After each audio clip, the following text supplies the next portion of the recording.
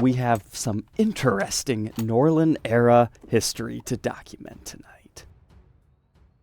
Welcome back, Troglodytes, to your daily dose of guitar information, the Trogly's Guitar Show. So what do we got here? Les Paul custom headstock, Super 400 inlays. Let's count it. 1, 2, 3 humbuckers with your 3-point adjustment bridge, TP6 tailpiece.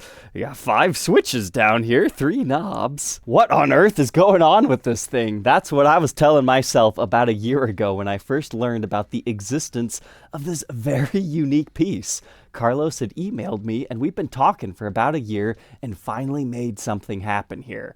I'm going to dub this one the Les Paul Custom Super Artist because this kind of looks like a model similarly named. The Les Paul Artist was first prototyped in the year 1978. Synthesizers were popular, so Gibson and MOOG did a nice collaboration here and birthed guitars such as the RD Artist, LP Artist, as well as the ES Artist, among a few others. But sticking to the Les Paul, what was unique about those is they were strictly Nashville made. From the front, they looked like a Les Paul Custom as far as the binding, but the peg head veneer was slightly different with a script LP logo. Adorned with a brass truss rod cover with the namesake on it, they had a 5-piece maple neck and a comfort cut on the back of the body, and unlike a Les Paul Custom, didn't have any additional binding back there due to that. But they had active electronics, a compression, expansion, and brightness switch with an active EQ with a cut and boost system for your highs and lows. So that's a lot of fun, but the one we've got over here's got 2 additional switches. What do?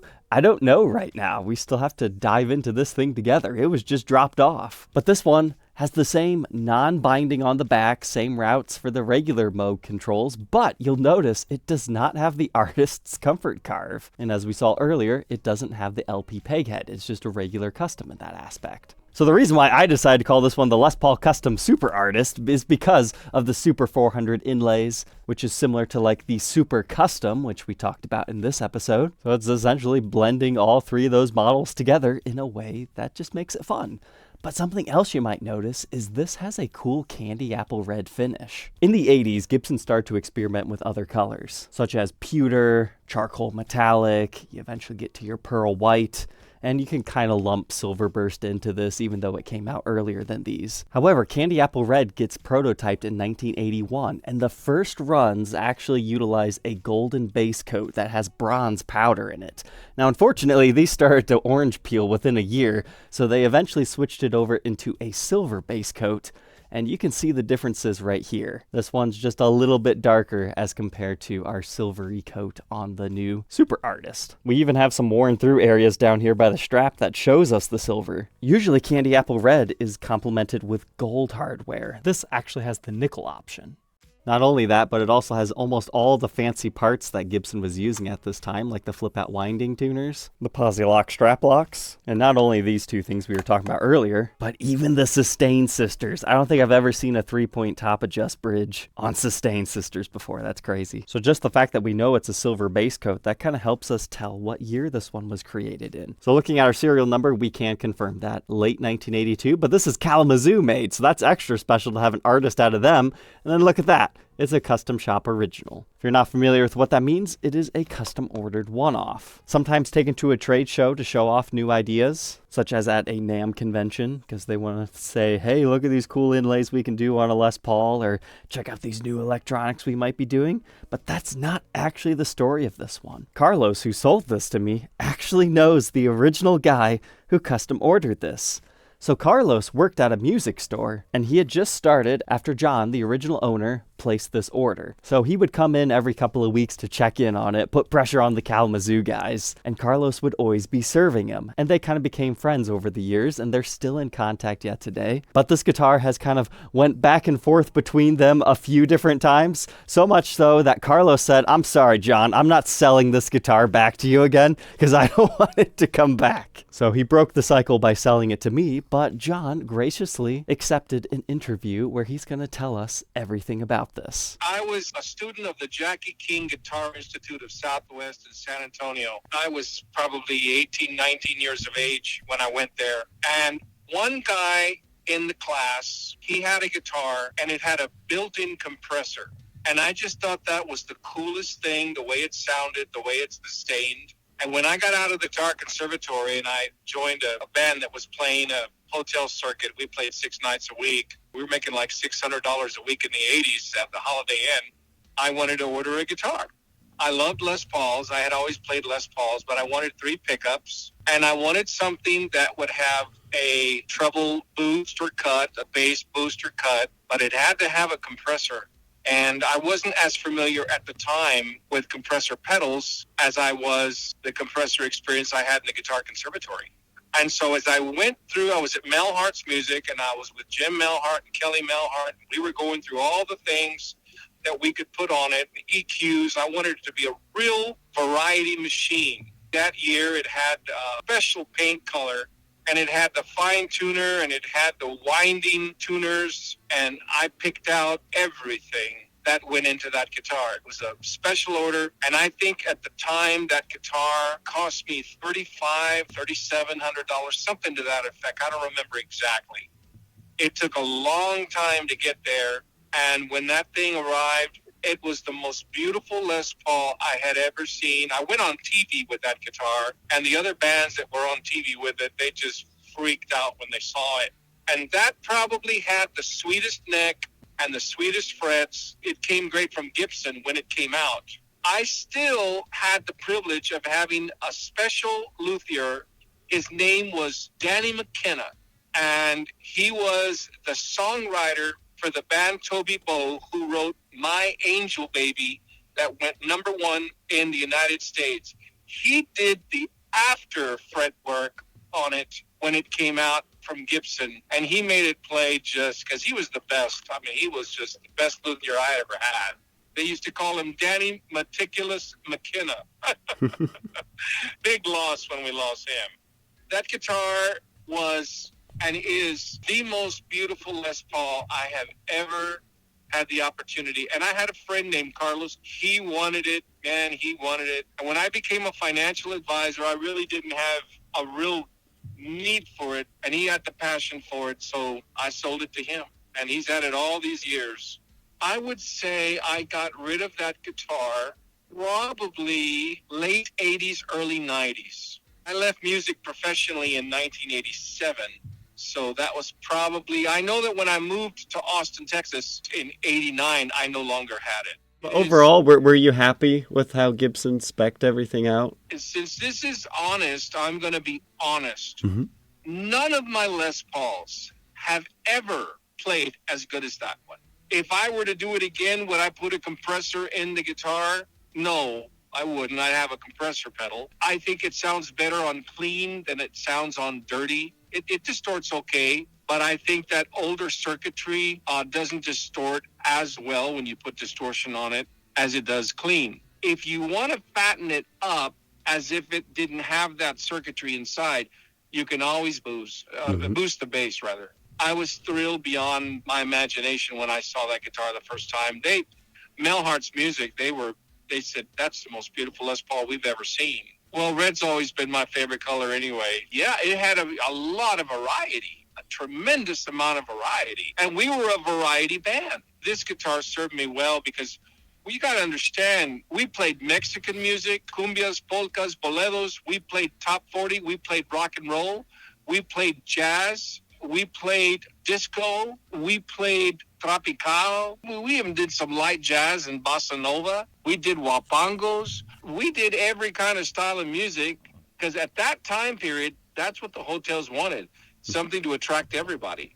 And I needed to have a variety guitar. I didn't want to be switching guitars. And that's another thing that's extremely unique about that guitar, that it's nickel, it's not chrome. And one of the things I absolutely love about that bridge are the fine tuners, because normally you only find those fine tuners on a trim system. That's about all I can tell you, Chief. You've got a real special guitar there, man. I've got a lot of sentimental value with that guitar. Thank you, John, for sharing your story. Otherwise, I probably just would have called this like a leftover parts model, because that's kind of what it looked like. This is the very late days of Kalamazoo in general. They're about ready to shut the shop up. And the reason why it took so long to come up with the deal is he initially did not just want to sell this. He wanted to trade it for a modern guitar that has the exact same style frets that this had. And so most of that time was trying to find a guitar like that could be refretted with a similar wire, but eventually other circumstances popped up and he decided just to sell. And for a minute there, it got dicey where this guitar was going to go, but thankfully he chose for it to be added to my collection, and so that it can live on forever in this video. But besides all of our fancy features over here,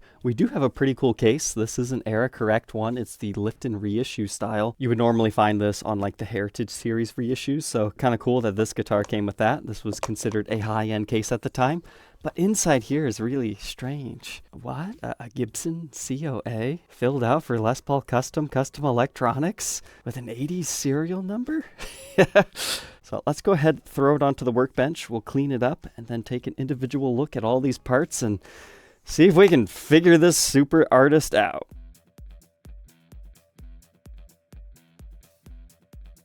3 hours of cleaning later, this is like an entirely different guitar. But let's start in here with our pickups. I was kind of curious what might be in here, but with having the MOOG electronics, this was my first expectation. So the Les Paul Artist had pickups that looked like this. You might notice that there's two characteristics that can help you identify these. The first one being that they're potted. The second being that they don't actually have screws in their base plate because the potting process is good enough. But not being gold, pretty much the only model that utilized that cover would be the RD Custom. So I'm not sure if this is the Series 6 and 4 and then they like doubled one of them up, or it might have just been something custom for this guitar, because what is unlike all the other artists that I've torn apart is the fact that we still have the regular Gibson braided wiring. Usually it'll be a more modern looking style that has a two-conductor wire that has a plastic shielding. You could also find a similar lead coming out of the 72 SG Deluxe pickups. But the nature of the epoxy potting situation, they all turn out a little bit different. This neck pickup looks kind of rough. The other ones, they're alright. But they must have installed these right after potting them. As you can see, it actually leaked into the cavity. And when I was first taking this neck pickup out, it wouldn't come. It was like glued in there, so I had to really work on getting that thing out. It's very possible I'm the first person to even inspect this. But the ever important middle pickup route, that's definitely factory. No doubt about that in my mind. Then we had some more leaking in our bridge pickup, but it's unique how they routed that deep into the body. It doesn't actually have a channel down here like it normally does. It just goes down. And you know what? Come to think of it, where's the other wires going? Okay, I see.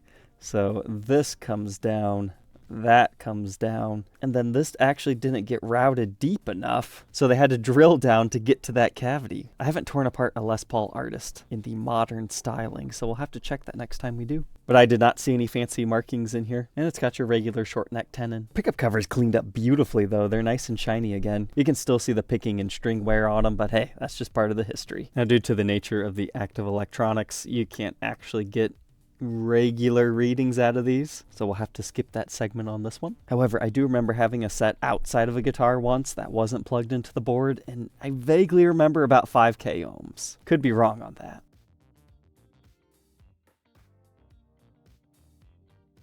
But now let's move on to our bridge and tailpiece. So this is basically like your regular thumb wheel, but what you have around it, that is the sustain sister. It's a big brass block, and then it actually has a rubber grommet around it, which you can't really tell on a candy apple red finish, but it does discolor the clear coat into a yellowed hue. So on like natural examples, you can sometimes see that. But here's our 3-point tune-o-matic. What makes it special is you don't actually have any holes up here, and they have 3 holes on either side. So you can have a lower, upper, or just your regular middle positions, or anywhere in between. Apparently the idea was you could use the same bridge for a left-handed or right-handed guitar, or if, we didn't get the neck exactly set correctly, there we go, we can fix our intonation. That was a shortly lived part. There were 2 different versions though, the top adjust, which we don't have on this one, and the 3-point tune-o-matic, which is right here in new old stock condition. The difference being these saddles adjust from the top, but they both do the whole 3-point adjust system thing. And here's a look at our newly shined up TP6 tailpiece. Apparently he replaced 5 of the 6 fine tuners at some point in time in its life. I would say this is the original one. You can see it's a little bit thinner, but he's got those other original 5 that are a bit worn in the case. But this was a Rendell Wall creation, one of the few parts that Gibson actually made themselves. But here's a look at our special cut 3 pickup custom pickguard and the backside.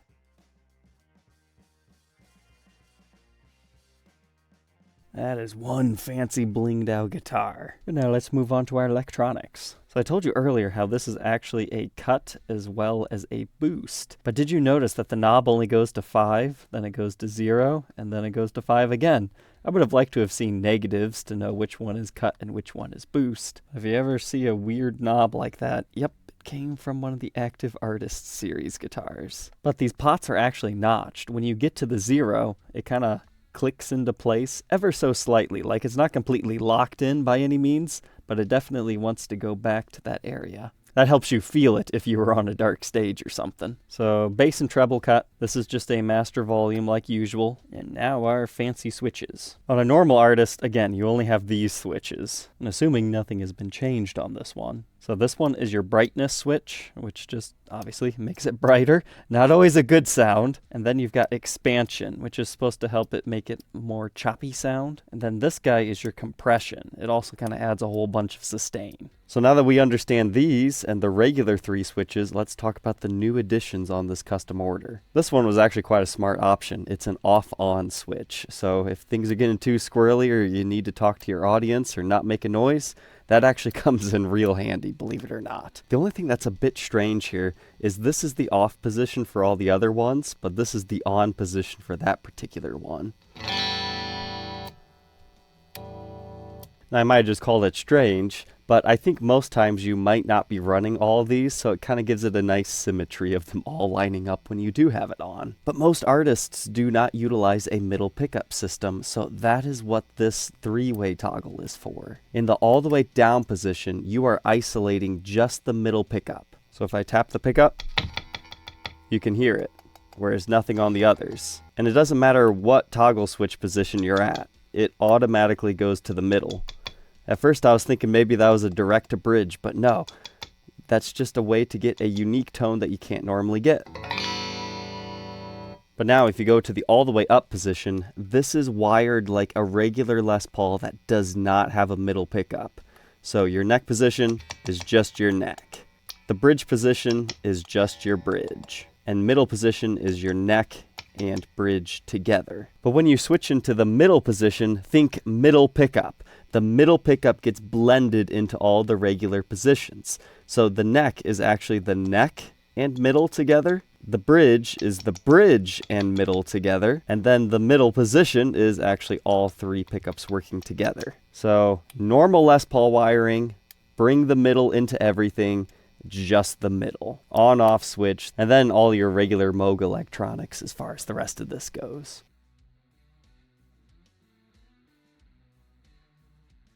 But now that we've got all the nitty-gritty details out of the way, we can just appreciate this for what it is. Candy Apple Red is one of the more popular finishes out of this era that has continued way past its introduction. When we talk about Goldburst and all the other ones, you don't see those as often, but the Candy Apple Red is popular across many different manufacturers. But when I got this to the workbench, I thought it was really cool that you could actually see through to the wood grain. There's kind of like a lacquer sink effect happening.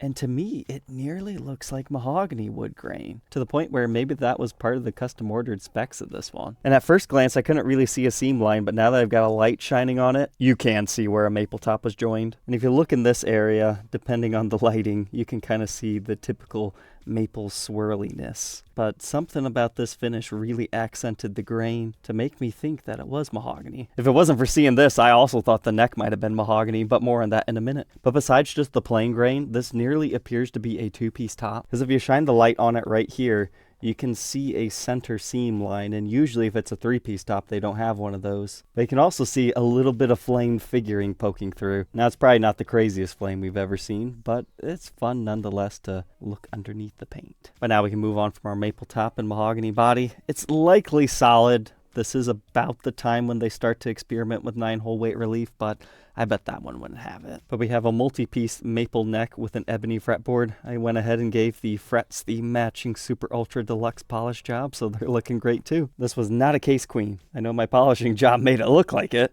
but it does have fret wear up and down. However, it doesn't look like the type that needs leveled and recrowned right away, and it should still play just fine. Enough for my purposes anyway. But Kalamazoo is known for doing tortoiseshell colored side markers. He had to have custom ordered this It's abalone shell markers in the side. You certainly don't see that very often in this era. Abalone shell side marker inlays on the edge of the yes, fretboard. yes. Oh, yes, absolutely. I like them fancy. Yes. And I don't know if he ordered it this way. It seems like they really rolled the edges of this fretboard. As you can see where the yellow begins, that's where the clear coat has not been touched versus the rolled over binding edge right over here. The Super 400 inlays are done up in true mother of pearl. However, there is one inlay that was a little bit sloppy for a custom order. So this one right here, you can tell they have a lot of filler around it and even a gap right here. However, besides the TP6 tailpiece, there's only 2 other replaced parts on this. One of them is the top strap button, which is kind of a shame because I already told you it has posi locks. But apparently when Carlos first got it, it had a special strap on it where the strap was like drilled into the guitar because this is, pre-strap lock days, so he had replaced it with that when he got it. But thankfully, I actually had a viewer of the show reach out like 2 weeks ago saying, I have these posi locks, I want to donate them to you if you ever need a guitar to restore. So I messaged him today and said, hey, I think I've got the perfect guitar for those. So shout out to Max for that. Thank you. The other part is the nut. Kind of a funny story behind that. Carlos actually drove this to Gibson and had them do the nut. And thankfully, he had them put it in the case for him. So if somebody wanted to reinstall it, they could. But they wanted better playability. And they also did something to the electronics that we'll talk about in a minute. But that's also the reason why this guitar, despite being from 1982, actually has an official Gibson COA as Les Paul Custom Electronics. He was already there. It was $100 more, he said. Why not? As far as detailed neck dimensions, 1.7 inches at the nut, 2.08 at the 12th, pretty skinny 0.8 first fret neck depth, but 1.02 at the 12th, 0.96 at the 10th. It feels about like the typical neck of this era, but definitely does chunk up a bit there as you get down towards the heel. Here's a look at the neck profile, 1st fret and 12th fret, a slimmer C at the 1st, and then wider by the 12th. But now we'll move on to the face of the headstock. This one got the deluxe treatment. I took the tuners off in order to clean. That's the best way to do it because then you don't have to worry about wiping around them or anything like that. And Schallers on the back just have that extra jut that makes it tricky. But that headstock cleaned up beautifully. You just have your natural ambered lacquer with your Gibson Mother of Pearl logos. Then here's one area that you can see through to the maple neck as we were talking, and this truss rod's in great shape. Apparently the Gibson restoration team that was working on this one said something about the way the wood grain lines up on this one, you'll probably never even have to adjust it. That's one of the first things I check when I buy a guitar, is the neck straight, meaning warps this way and that way, as well as if it needs a truss rod adjustment. And this one was just dead flat, perfect. He said he's never actually even adjusted it, but I gave it a go just to make sure it's not one of those maple fretboard with no inlays situations again, but everything was good there. And the other reason I wanted to take the tuners off is not that the tuners were terrible, but they were kind of grimy, so these are nice and clean.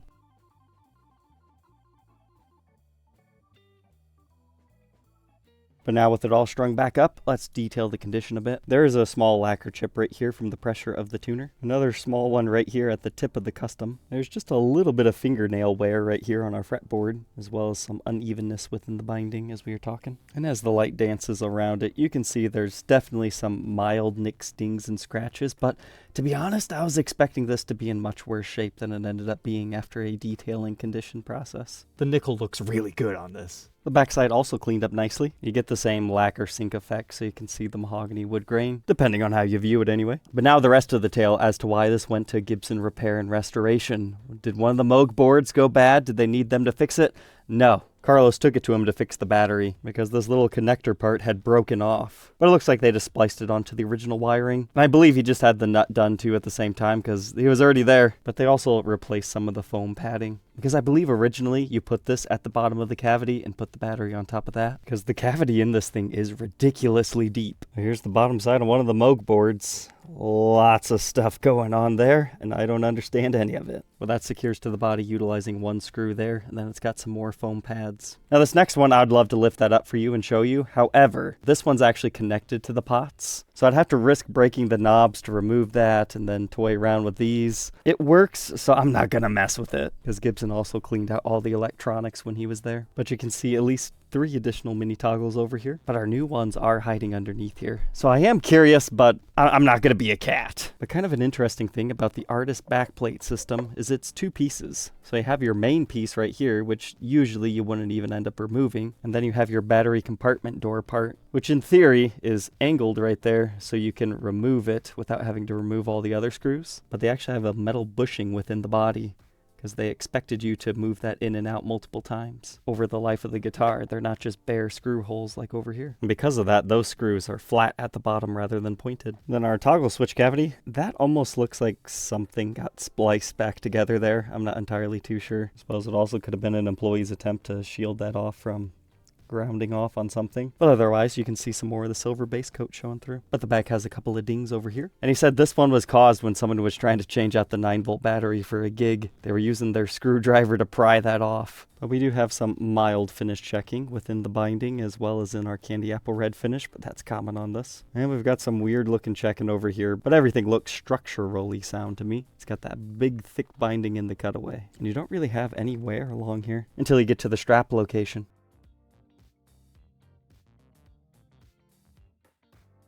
Now we can move on to the back side of the neck. Now you might be curious, hey Trogly, how do you know it's a multi-piece neck? If you get it in the light just right, you can see the seam lines. However, I just believe this to be a regular 3-piece maple neck rather than the 5-piece. Because in my opinion, those lines aren't wide enough to be the additional pieces. But I could be wrong. But what is fascinating, the fact that we know it's a maple neck, this combination only exists for like 6 months, where you can have a voluteless maple neck. But here's the backside of our headstock all cleaned up. Hey, I just noticed something interesting. It's a custom shop original, dates to 1982, 323rd day of the year. Kalamazoo made, production number 89 for that day, but there's no Made in USA stamp. Sometimes Kalamazoo would get cheeky like that. And it's not even like they faintly stamped it or anything. They just decided the CSO decal was good enough. That makes it extra special. But besides our missing Made in USA stamp, there's actually something else special that you might not know. Late 1982 is actually the introduction of the Custom Shop Original and Edition decals. So this is a very early marked special order within Gibson's history. That's really cool in my book.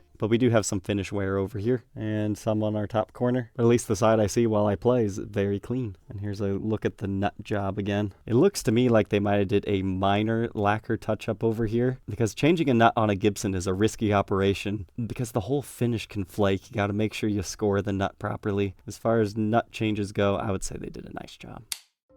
But now it's time for the blacklight test. It's always good to do that because sometimes people who have owned a guitar for a long time forget, oh yeah, I forgot I did that. Or, yep, there was an accident at one point in time. You might notice one of the pickup rings glow and the other don't. Does that mean these have been replaced? No, that's actually quite common to see. But our knobs, I could have told you those were original just by looking at them. But our top finish is really nice, only mild sweat absorption. The headstock is almost as perfect as you could want. Just those finish chip areas that we were talking about earlier. And pretty much just as perfect back here. Maybe a little bit of rub. Neck's looking good. Edges perfect. If you were scared about that finish checking over here, a blacklight test can help you calm some of those worries if there was any finish touch up, if it had been repaired, which it hasn't. But here you can easily see those areas where the finish has been rubbed through. And hey, our neck is nice and clean too. I don't see any rubbed areas and nothing in our typical headstock break area. And the rest of our headstock is also looking good. But despite this one being routed out the back for all those fancy electronics, it's still chunky. 10 pounds, 12.7 ounces on my scale. But let's go ahead, plug it in, and hear all these fancy tones.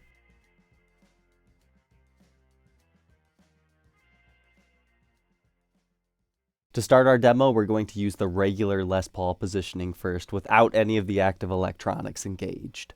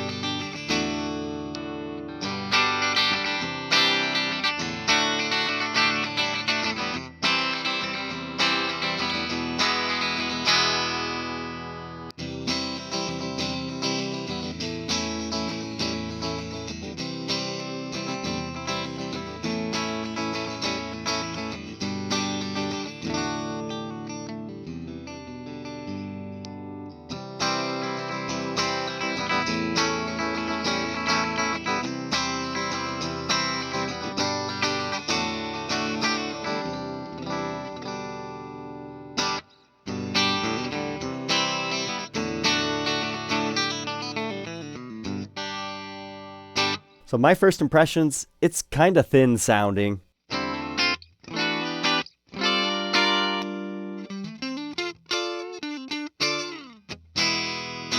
Especially that neck pickup, even just by itself. Well, sometimes that's a good thing, but you also have to remember, you've got all this onboard EQing that you can do.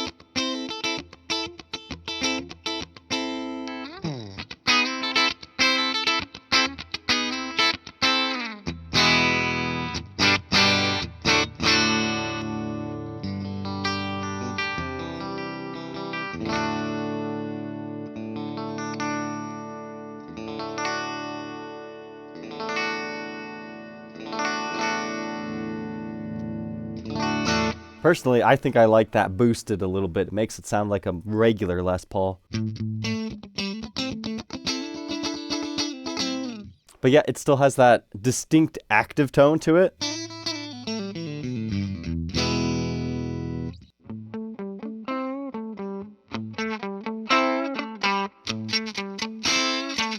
That's the knob that gives the Artist series such a bad reputation, because people will take it and boost it and go, it sounds like crap.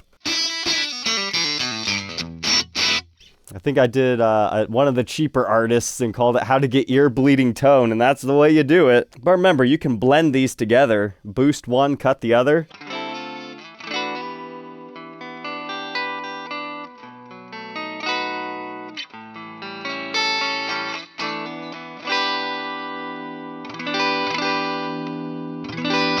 So this boost might only make sense if you're doing other stuff. But now we're back on this one to 0. We'll just sweep the knob again.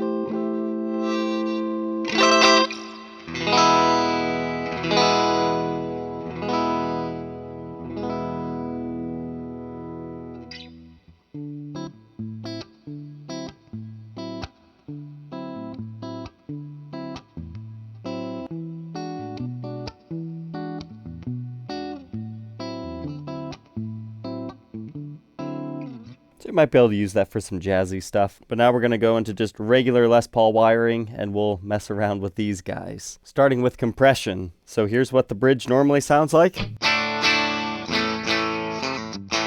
Compressor.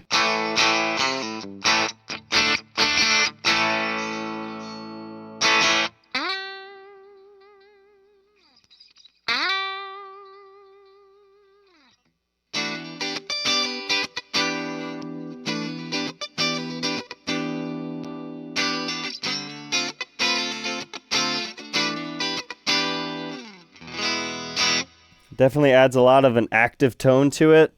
Not my favorite. Probably would leave that off.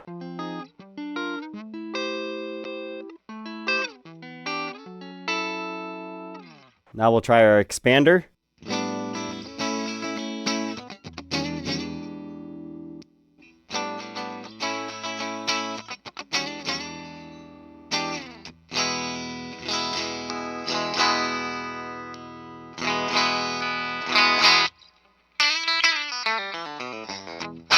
It almost seems to do the opposite. I'm not sure if that's functioning correctly. That's the sad part about these Moog boards is they're so old, you just have no way of knowing what they originally sounded like or if that's what it's supposed to be or not.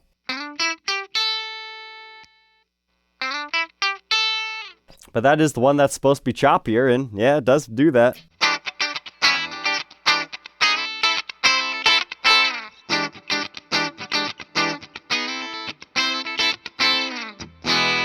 Now our brightness switch.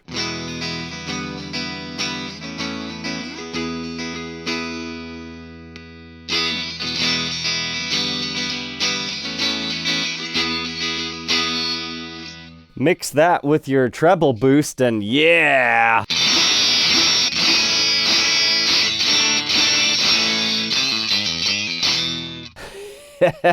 Your bleeding guitar tone.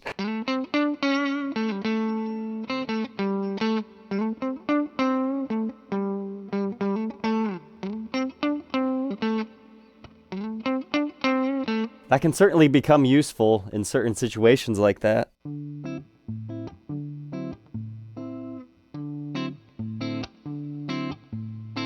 And that's the hard thing about the artist guitars, is they're really hard to demo because not all these tones are intended to be used at all times. Like, you can also use them together if you want.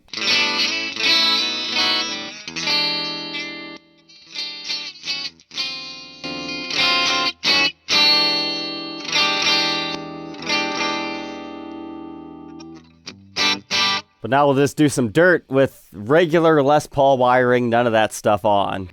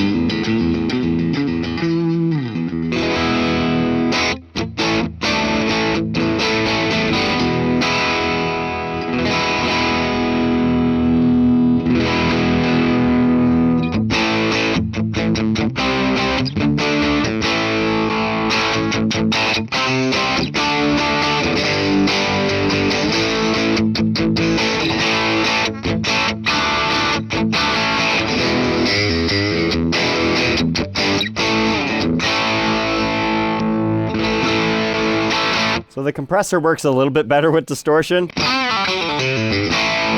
versus not having it. We'll do the expander now, regular.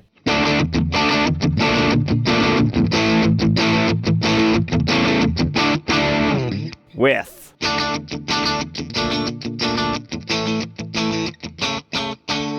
Yeah, don't really have a use for that one personally. Now regular without brightness. Adding brightness.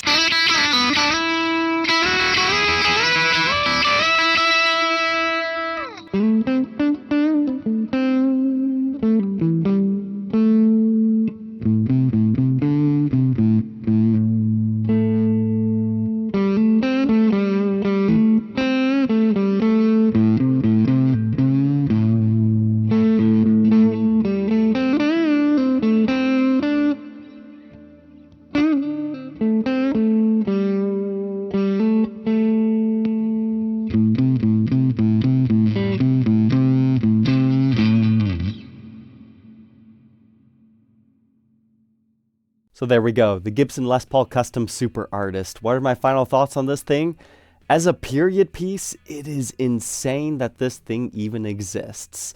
It's basically a Les Paul Artist that was dressed up with the nickel hardware. It's got the middle pickup, 2 additional toggles for a little bit of extra fun with the additional pickups, a really flashy, nice candy apple red finish, which was very new at the time, the Super 400 inlays, and it has the Custom Shop Original decal. In that book, it makes it a one-of-a-kind, perfect, really cool guitar. However, as far as something that I think somebody would want to purchase to play exclusively, I don't know if this is it. There's a reason why so many of those artist Les Pauls end up getting routed for regular tone controls down here. And sometimes they'll just use these for like coil splitting or something, and they'll just put regular electronics in here. I think where this thing falls short is it doesn't have the regular Les Paul tone. And you can't just necessarily go, I want the bridge pickup, and then you get it. It's kind of the bridge pickup, but not what you're used to getting out of a Les Paul. So it's more so an instrument that you probably record with, because there are some very nice tones out of here. However, I don't think it's worth the effort for most of it. Nowadays, we're spoiled with how many different pedals are out there, but these are definitely a part of Gibson history as far as putting an onboard MOOG system within it. Thank you, John and Carlos, for passing the torch on to me. As a Norland-era Gibson collector, I don't see myself selling this one anytime soon. It's just too unique, because it fills a need within my collection, both displaying a silver base coat candy apple red alongside my rare gold one, as well as a Les Paul artist in a roundabout way. I did not have one of those currently, but this is much better lighting to see the differences between gold and silver. They're both cool. All in all, though, Candy Apple Red's not my favorite, but I can see why people do like it. So, Troglodytes, I hope you enjoyed learning about this custom-ordered artist, essentially. But we'll catch you guys tomorrow on the next one. Take care.